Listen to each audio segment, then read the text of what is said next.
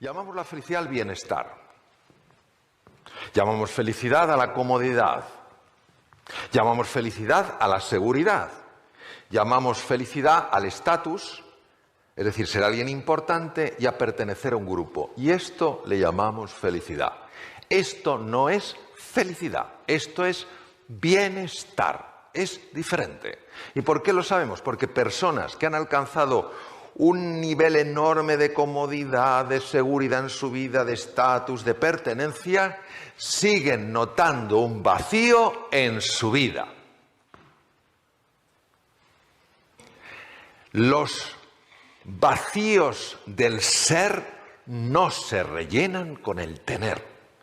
Y ya podemos tener y tener y tener y tener, que estamos llenando un pozo distinto del pozo del ser. Y mientras no llenemos el pozo del ser, seguiremos notando ese vacío. ¿Es verdad que se viaja más cómodo en un coche bueno que en un coche no tan bueno? Sí. ¿Es verdad que se come mejor en Alicante que en otros sitios? Sí. ¿Es verdad que se está mejor en este salón que estuviéramos todos apretados en una clase? Sí. ¿Y eso es importante? Sí. ¿Es la felicidad? No. ¿Venimos aquí a hablar del bienestar subjetivo? Sí. ¿Venimos solo a hablar del bienestar subjetivo? No. Venimos a hablar también de la felicidad. Entonces tenemos que ver qué es la felicidad.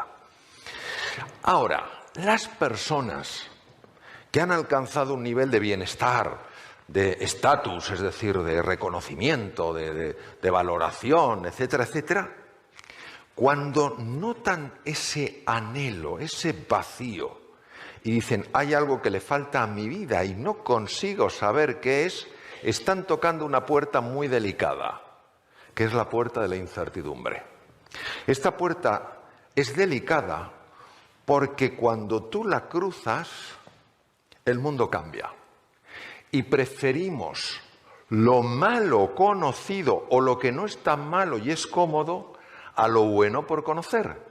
Ahora que tenemos aquí el mar tan precioso y vemos la línea del horizonte, muchas personas durante muchos años vivieron encerrados en los límites del horizonte porque consideraban que fuera solo había monstruos y dragones. ¿Y si no fuera así? ¿Y si hubiera un espacio de posibilidad para el ser humano?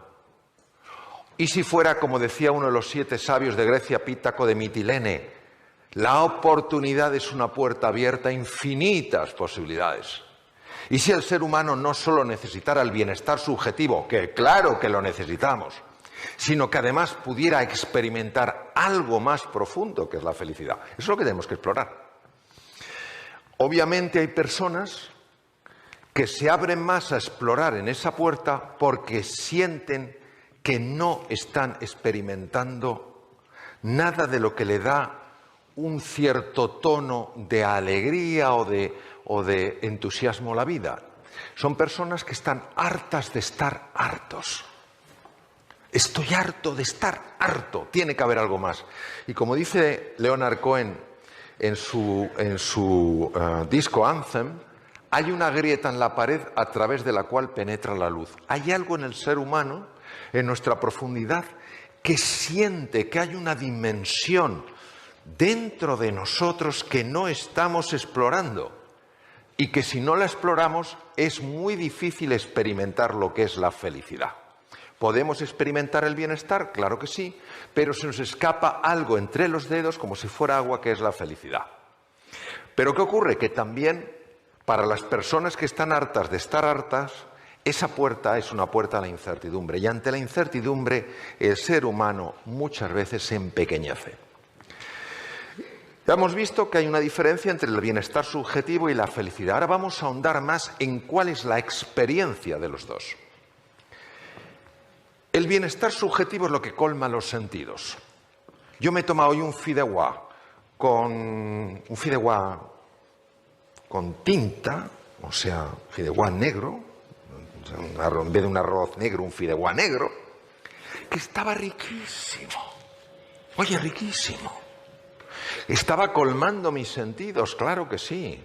Estaba viendo el mar, estaba en el Hotel Meliá aquí, estaba viendo el mar precioso, está colmando mi vista. Luego me han traído en un coche fantástico. Mi amigo Eduardo, bien, colma los sentidos. Eso es bienestar subjetivo. La felicidad colma el corazón. ¿Y cómo sabes que colma el corazón? Porque la experiencia de felicidad es diferente. Tiene una cualidad distinta, que la vamos a explorar. El bienestar subjetivo se experimenta, pues como lo que hemos visto antes, confort, agradable a los sentidos, te sientes cómodo, te sientes seguro, te sientes bien. La felicidad se experimenta como serenidad, lo que los griegos llamaban la ataraxia. Es decir, incluso en las dificultades no pierdes el ánimo. Cuando las cosas te van bien, no se te sube la nariz. Es como una paz interior que no depende de lo que te pasa, que irradia desde lo que eres. Lo segundo es la alegría, es una alegría. Es decir, que no es estar contento, es una alegría, pero ya sabéis que la alegría está muy castigada hoy en día. Tú vas alegre, una persona alegre, poner cara alegre, por favor. Vas alegre por la vida. Y alguien te dice, Mario, ¿qué te pasa? Dice, no, que estoy alegre. Dice, ¿pero te ha pasado algo? ¿Te han ascendido? ¿Te ha tocado? No. Te dice, wow, qué rarito está este. Wow. La alegría está castigada, parece que hay que ir serios por la vida. Entonces hay una alegría que irradia, que no se siente el contento de que me ha tocado una lotería o que me han regalado una cosa que me gusta, es algo más profundo. Y lo tercero es una confianza esencial en la vida. ¿Por qué es tan importante eso? Porque cuando uno conecta con esto deja de tener miedo. Dejas de tener miedo. Porque te sientes sostenido por el universo. Cuando tú estás verdaderamente enfocado en una tarea y el mundo a tu alrededor desaparece, ¿qué tal haces esa tarea? ¿Mejor o peor? Si te estás distrayendo constantemente, bien. Si tú emprendes nuevas acciones, emprendes nuevos caminos y algo empieza a tensarte y a angustiarte, ¿tiendes a seguir avanzando o tiendes a retraerte? Y la creatividad. La creatividad es de las cosas más sensibles al estado emocional, porque depende fundamentalmente del hemisferio derecho, una gran conexión con el mundo emocional. Entonces, una persona que se sienta emocionalmente bloqueada, creativamente está anulada. También lo exploraremos. Entonces, vamos a poner un ejemplo muy fácil. Eficaz es cargarte una mosca con un cañón. ¿Te la cargas o no? Hay alguno que dice, no sé lo que habrás fumado, pero normalmente una mosca, le pones un cañón y te la cargas. Eso es eficaz, pero ¿consume o no consume recursos? Un montón. Ahora, si coges un matamoscas, esto es eficiente. Con pocos recursos consigues lo mismo. Y esto es lo más importante que os quiero mostrar respecto de la relación entre la felicidad y la productividad. Observar nivel de rendimiento. Esto es fantástico. Se queda bloqueado. Bien. Así se queda. Nivel de rendimiento, que es la productividad, la efectividad. Y abajo, nivel de presión interior. Esta es la curva de los profesores de Harvard, Yorkis y Dodson. ¿Qué quiere decir? Que si yo tengo un nivel de presión adecuado, mi performance es alto. Pero cuando mi nivel de presión aumenta más de la cuenta, mi performance cae en picado. ¿Cuándo yo noto que esa presión aumenta? Cuando no me siento valorado, cuando no me siento querido, cuando no me siento respetado, cuando soy incapaz de ver a la otra persona más allá de los juicios y me pongo a la defensiva, cuando me siento resentido, cuando tengo celos, todo eso aumenta la presión interior, es la base del sufrimiento humano y baja el performance. Os decía que Yorkis y Dodson no pudieron saber qué pasaba porque no había tecnología entonces, pero hoy sí existe. Y lo que existe es lo siguiente. ¿Veis? En color rojo está el lóbulo frontal. El lóbulo frontal del cerebro humano es el más importante en la productividad de una persona, porque es el cerebro ejecutivo. Es el que te hace tomar buenas decisiones, ser más creativo, aprender más deprisa, enfocarte bien en las cosas. Lo interesante es que cuando una persona se siente amenazada por el otro, bien porque el otro es más brillante, bien porque el otro es menos respetuoso, pero se siente amenazado y pierde esa serenidad, esa confianza fundamental en la vida, se activan unos núcleos llamados amígdalas. Pero muy importante, siempre lo digo, y todavía hay personas que luego me preguntan angustiados, cuando hablo de las amígdalas, no hablo de estas. Hablo de unos núcleos en los lóbulos temporales del cerebro. Porque en una ocasión, se me olvidó decirlo, una persona casi se me cae redonda. Le miro y le digo, ¿qué te pasa? ¿Te encuentras bien? Me dijo, no. Digo, ¿qué te pasa? Dice que estoy entendiendo toda mi vida y ya no tiene remedio. Me las quitaron de pequeño. ¡Qué penita! Estas son las amígdalas, los lóbulos temporales. Entonces, cuando las amígdalas se activan porque una persona se siente amenazada, o bien por la vida, o bien por los demás, o bien por las circunstancias, cuando una persona se siente amenazada por la otra persona porque en lugar de ver la tristeza, el sufrimiento detrás del ataque, solamente ve la ofensa. Cuando una persona no deja la herida a un lado, entendiendo que con la herida no se puede avanzar durante mucho tiempo y que el ser humano no hace cosas malas porque sea malo, sino que hace cosas lamentablemente incorrectas por su ignorancia, porque no ve, cuando uno empieza a trabajar eso, la serenidad, la alegría y la confianza empiezan a penetrar con más intensidad en su interior. Eso hace que la eficiencia aumente. Las amígdalas se tendrían que activar solo de forma oportuna y proporcional, pero no lo hacen porque nuestra mente se encarga de mantenerlas siempre activas.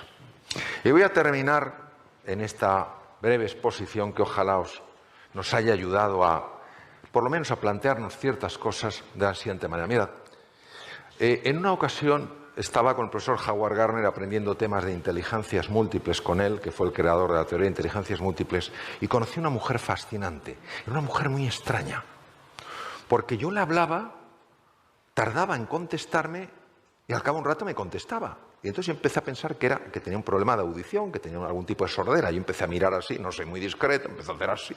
Dice, Mario, ¿te pasa algo? ¿Estás perdiendo el equilibrio? Digo, no, es que estoy... Entonces le dije, es que me parece que contestas demasiado tarde y está pensando si a lo mejor un problema de audición. Y me dice, no. Dice, no tengo un problema de audición, yo tengo una malformación o una alteración en el cerebro de tal manera que yo no oigo la voz humana. Yo la veo. Digo, ¿cómo que la ves? Y luego, efectivamente, hablando con neurocientíficos, me dijeron que esto existe. Es muy raro, pero existe. Ella veía una pantalla digital y aparecían escritas las palabras que yo hablaba, pero tardaban bastante en aparecer. Entonces ella no podía contestar hasta que no viera toda la pantalla. Entonces ella me dijo que había sufrido mucho porque la habían tratado como una estúpida. En lugar de entender que era un talento diferente, la habían tratado como una persona estúpida y había sido muy infeliz en su vida hasta que empezó ella a entender de qué iba esto del vivir. Y en una ocasión se fue a Nuevo México y a una escuela donde hay niños superdotados con niños que tienen distintos tipos de problemas y conviven. Ella empezó a dar clase a un niño al cual nadie había conseguido hacer que pudiera escribir recto. Entonces la escritura era para abajo o para arriba.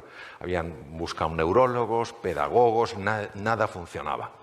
Y entonces ella, que era arquitecto y tenía el título de Bellas Artes, empezó a enseñarle a dibujar, pero sobre todo empezó a enseñarle a confiar. Y de forma automática, este niño de repente corrigió la escritura. Es decir, hay una grandeza en todo ser humano que cuando generamos un espacio de confianza, de serenidad, de apoyo, de valoración y de ilusión, esa grandeza natural sale. Es como hace años en el Valle de la Muerte en California, que no crece nada, una primavera empezaron a salir flores y dijeron, ¿pero dónde están estas flores? ¿Cómo? Si aquí nunca hay flores, sí, pero es que unos meses antes había llovido. Entonces, lo importante es que entendamos que cada uno podemos ser esta humilde lluvia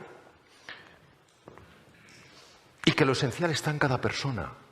Que si tú una persona la tratas con afecto, si tú una persona la valoras, si a pesar de ser distinta a ti no la tratas como distante, si en lugar de tolerar la diversidad la celebras, si generas un espacio de escucha donde estás verdaderamente presente, de manera natural se produce esa reconexión que es la base de la felicidad.